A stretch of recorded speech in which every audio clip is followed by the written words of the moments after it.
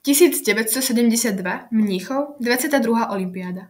Olympijské hry v roku 1972 pridelené Mníchovu mali zatiaľ zatieniť neslávne známe olympijské hry z roku 1936, ktoré boli organizované Treťou ríšou.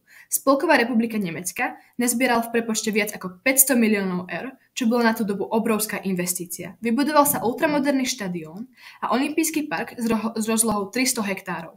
Na olympijských hrách sa dokopy zúčastnilo 7134 športovcov a z toho 1050 bolo žien.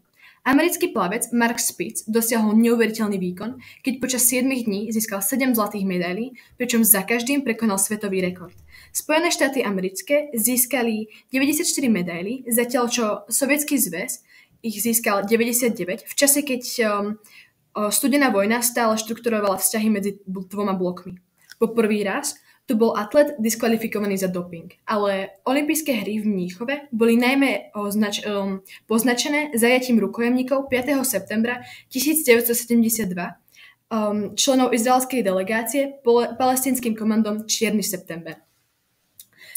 Štvrté paralympijské hry prebiehali v nemeckom Heidelbergu a zúčastnilo sa na nich takmer 1000 účastníkov zo 43 rôznych krajín. Medzi 1000 športovcov tu začínal svoj boj s obrnou aj kanadský atlet Clarence Bastarach. Tu sa zúčastnil na svojich prvých hrách. Taktiež to bolo po prvý raz, čo opustil Kanadu. Počas svojej kariéry získal viac ako 91 medailí na národnej alebo medzinárodnej úrovni.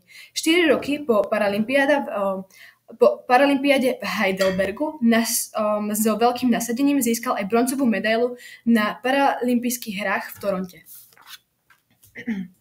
Mark Slavin sa narodil v Minsku za čias, keď Bielorusko patrilo do Sovietskeho zväzu. Študoval na Inštitúte telesnej výchovy. Veľmi rýchlo sa ukázal ako nadaný športovec a v roku 1971 vyhral juniorské majstrovstvá ZSSR v strednej váhe v grécko-rímskom zápase. V roku 1972 s rodinou emigrovali do Izraela iba 4 mesiace pred olympijskými hrami v Mníchove a po úspešných testoch sa pripojil k izraelskej delegácii. Mark Slavin je považovaný za jednu z najväčších izraelských medailových nádejí pre túto olympiádu. Avšak spolu s 8 ďalšími členmi izraelskej delegácie boli zajatí palestínskym komandom Čierny september. Počas únosu rukojemníkov viacerí členovia delegácie prejavili odpor proti komandu.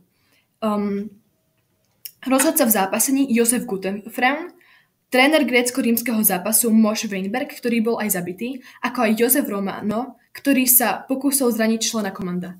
Rukojemníci zostali pokojní a dôstojní. O zásah proti únoscom sa pokúsili nemecké autority. Táto veľmi zle zorganizovaná akcia však skončila úplným neúspechom a 9 rukojemníkov bolo zabitých. Mark Slavin bol jedným z posledných, ktorí zomreli.